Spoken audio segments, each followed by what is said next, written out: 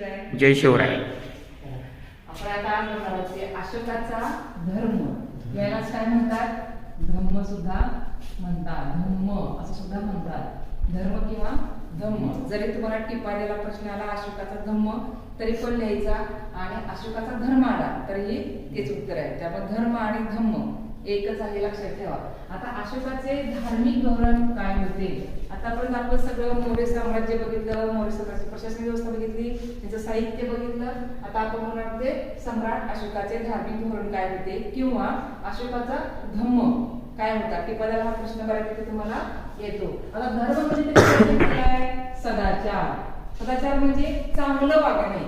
जेवढं शक्य आहे तेवढं तुम्ही चांगलंच वागायचं आहे. शक्य म्हणजे वागायचंच आहे, चांगलंच वागायचं आहे. सांगितलं की तुमचं जे वागणं आहे ते अतिशय चांगलं असलं पाहिजे, नैतिकतेनं असलं पाहिजे, सदाचारानं असलं पाहिजे. म्हणजे आचरण चांगलं असणे म्हणजे सदाचार.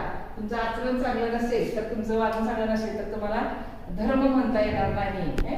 धर्म म्हणजे कुठलाही कट्टर एक धर्म नाही, नुसतं हिंदू धर्म बौद्ध धर्म असं नाही, तर माणसाने माणसाशी माणसासारखं वागणे म्हणजे आपण काय म्हणतो, चांगला धर्म असं म्हणतो. ठीक आहे. आता सम्राट अशोकाचा आहे ना, ते कलिंग युद्धामुळे मत परिवर्तन झालं असं म्हणतात. अगोदर तो चंड होता, अशोकाला चंड सुद्धा म्हटलं जायचं, कारण त्याला खूप खूप लोकांना मारलेलं होतं, लढाया खूप तो करायचा. त्यामुळे जिकडं तिकडे काय व्हायचं, युद्ध व्हायचे, युद्ध झाले की रक्तपात व्हायचं, स्त्रियांचा आक्रोश असायचा, म्हणजे खूप त्रास, सगळ्या लोकांना त्रासला जायचा. त्यामुळे चंड म्हटलं जायचं अशोकाला अगोदर.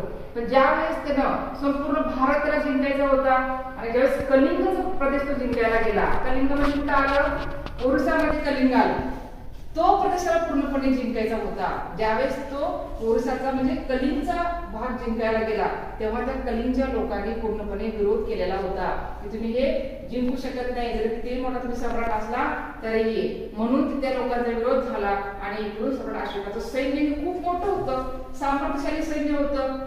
त्यामुळं कलिंगचे लोकांचा इथं पराभव झालेला आहे आणि अशोकाचा इथे विजय झालेला आहे. जरी विजय झाला असला तरीही ज्यावेळेस युद्ध संपलं त्यावेळेस सम्राट अशोक जेव्हा बघायला गेला, आता तो राज्य करणार होता, तो राजा होता, मग आता राज्य कुणावरती करणार, जिकडं बघल तिकडं सगळीकडे रक्तपात झाला होता.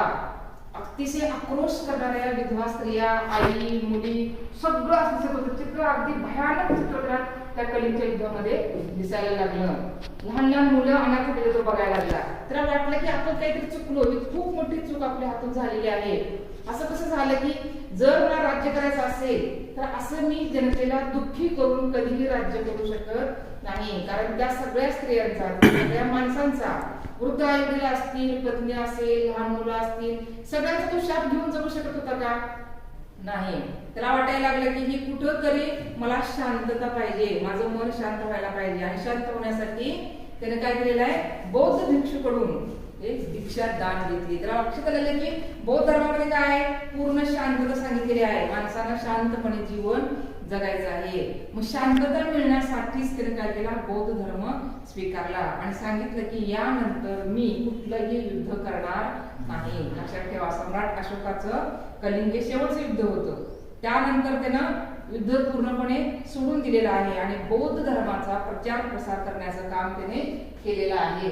तो काय म्हणतोय की त्याचं शिलालेख, स्तंभ, ग्रंथ, स्तूप, विहार असेल, दीपवस्त्र किंवा महावस्त्र, हे दोन ग्रंथ आहेत, बौद्ध ग्रंथ आहेत. दीपवस्त्र आणि महावस्त्र हे बौद्ध दोन ग्रंथ आहेत. या सगळ्यांच्या मधून त्यानं बौद्ध धर्माचा प्रचार केलेला आहे. आता मोठे मोठे शिलालेख त्यानं 84,000, लक्षात घ्या, 84,000 त्यानं काय केलेलं आहे, शिलालेख वेगवेगळ्या ठिकाणी किंवा स्तंभ वेगवेगळ्या ठिकाणी उभे केलेले होते. खूप सारे बौद्ध विहार बांधले, खूप सारे बौद्ध स्तूप बांधले.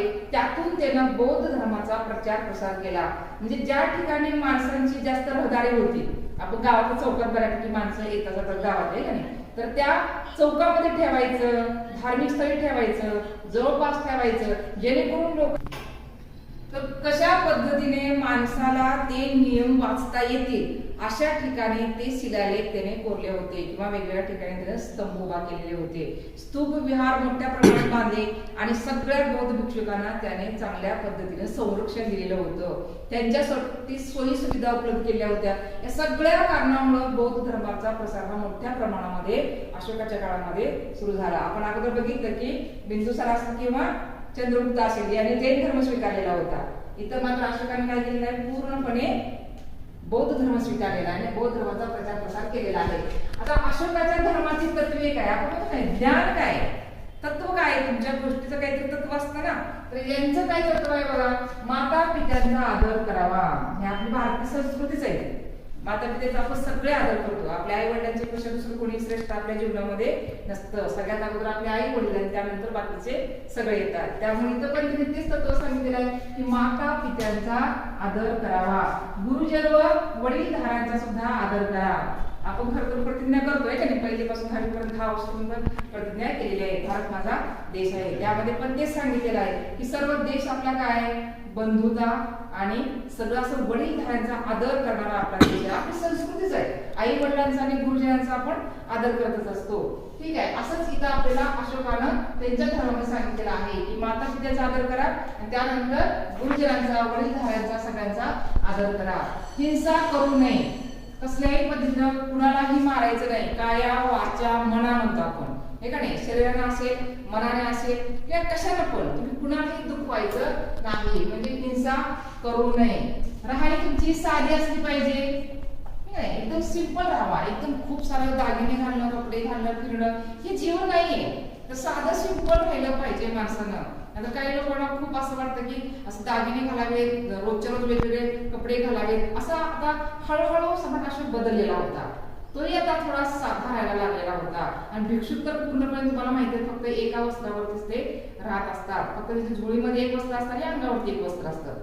बाकीचं ते काही संग्रह करून ठेवत नाही किंवा दागिने भरपूर कुठलाही भिक्षुक किंवा भिक्षुनी घालत नाही. अतिशय साधं जीवन जगायला त्यांनी सांगितलेलं आहे. प्राणी मात्रावर दया करा, म्हणजे जे प्राणी असतील सगळे प्राणी त्यामध्ये आले, पशु पक्षी प्राणी वनस्पती सगळ्यांच्यावरती दया दाखवायची आहे. नाहीतर नाही, एखादी यात्रा आली की काय होतं सागर कालच मी ऐकलं की यात्रेला जवळजवळ 30 बोकडं घेऊन गेले माणसाला. काय आहे म्हणजे बोकडाला मारलं म्हणून कधी कुठलाही देव प्रसन्न होत नाही. उलट त्या प्राण्यावरती दया दाखवायला पाहिजे. नाहीतर कोंबडं कापलं, बकरं कापलं, आता मला देव प्रसन्न होईल असं काही होत नाही, नाही होत तसं. त्यापेक्षा तुम्ही भक्तीनं त्या देवाचं नामस्मरण केलं पाहिजे, म्हणजे तुम्हाला देव प्रसन्न होतो. ठीक आहे, तरी काय सांगितलं की प्राणी मात्रावरती दया करा, दीन दुबळ्यांची मदत करावी. जे अंध लोक आहेत, अपंग लोक आहेत, गरीब आहेत, जे वृद्ध व्यक्ती आहेत, जे थोडेसे खूप असे कष्टाळू म्हणजे गरीब आहेत, त्या सगळ्यांना तुम्हाला मदत करायची आहे. दीन दुबळ्या लोकांना तुम्हाला मदत करायची आहे. नाहीतर एखादा अपंग आहे त्याला बसायला जागा द्यायची नाही गाडीमध्ये, बसमध्ये आपण तसंच बसायचं मोबाईल धरून. काही लोक असतात मोबाईल धरून बसलेले असतात त्या गाडीमध्ये, बसमध्ये बसलं की, पण एखादा अपंग व्यक्ती आला तर पटकन उभा राहत नाही, तसंच बसतील खाली.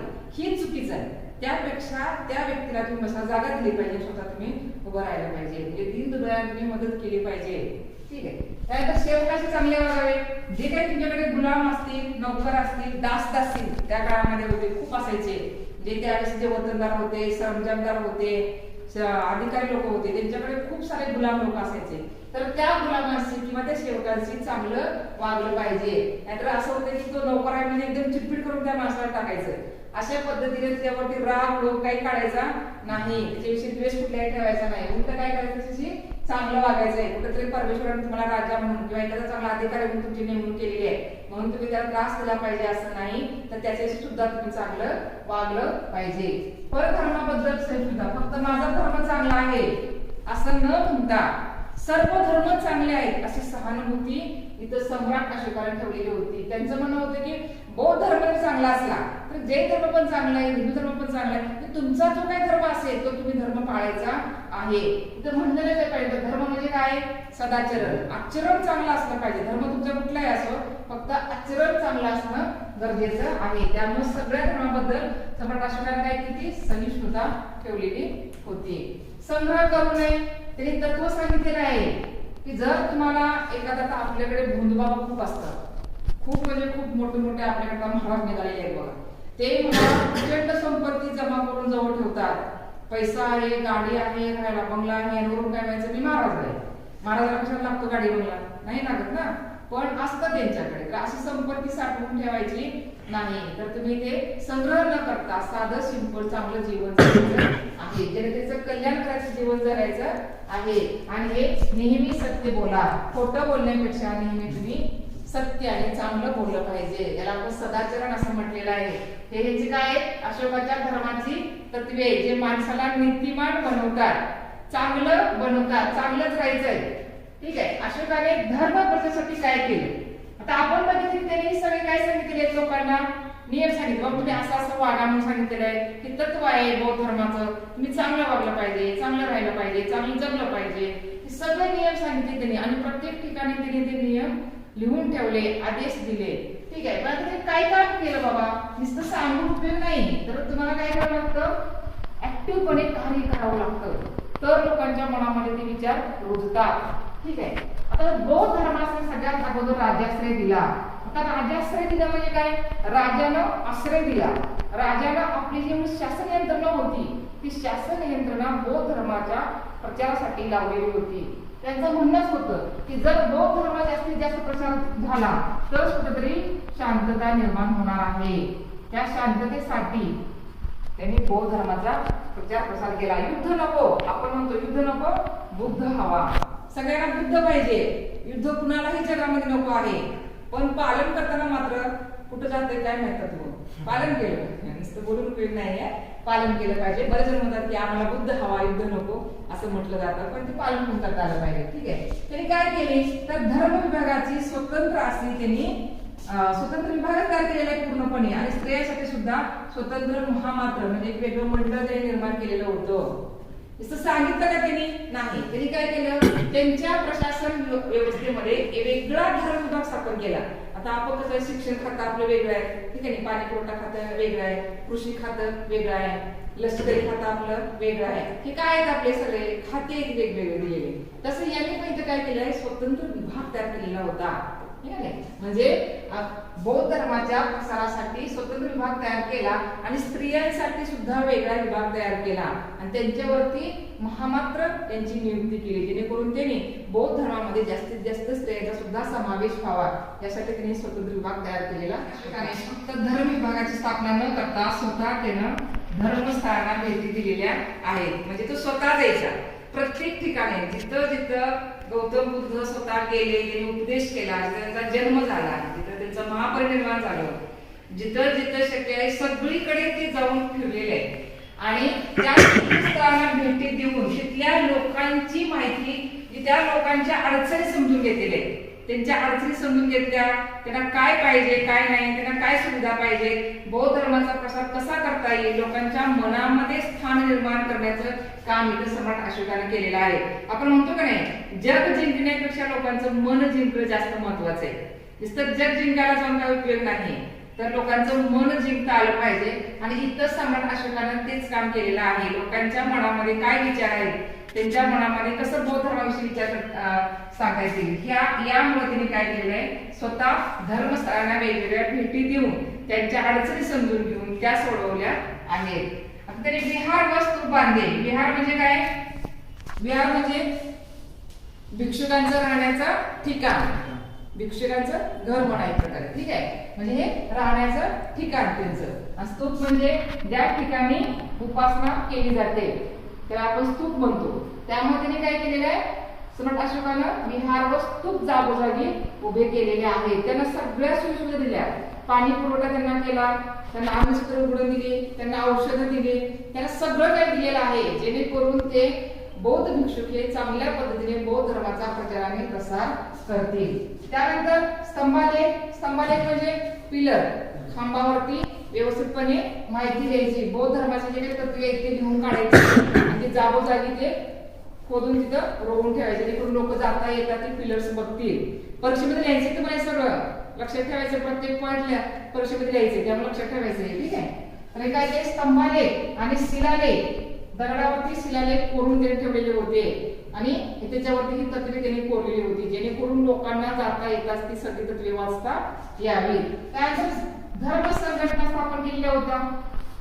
म्हणजे बघा, बौद्ध धर्माचा प्रसार करण्यासाठी सम्राट अशोकानं वेगवेगळे धर्मसंघ स्थापना केलेले होते. त्यामधून मोठ्या फक्त भारतामध्ये नाही तर भारताच्या बाहेर सुद्धा त्याने बौद्ध धर्माचा प्रसार केलेला होता. त्यांची 2 मुलं होती.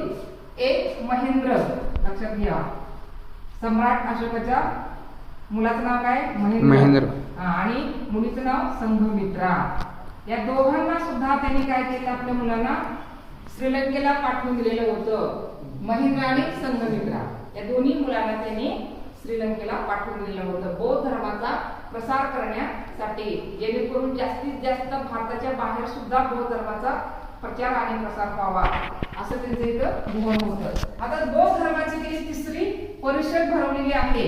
इसवी सन पूर्व 240 मध्ये त्यांनी पाटलीपुत्र येथे मोठी बौद्ध धर्म परिषद घेतलेली आहे. पहिली धर्म परिषद कधी झाली? राजगृह झाली होती. अजातशत्रूंनी घेतलेली पहिली होती. राजगृहला पहिली धर्म, तुम्हाला ऑब्जेक्टिव्हला प्रश्न येतो, पहिली धर्म परिषद कुठे झाली? राजगृहला लक्षात ठेवायचं. जे अजातशत्रूंनी त्या काळामध्ये ती भरवलेली होती.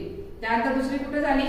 वैशालीला झाली. दुसरी झाली ती वैशालीला, कालाशोकाच्या काळामध्ये झालेली होती. आणि 3री बौद्ध धर्म परिषद झालेली होती ती पाटलीपुत्रला सम्राट अशोकाच्या आश्रयाखाली झालेली होती.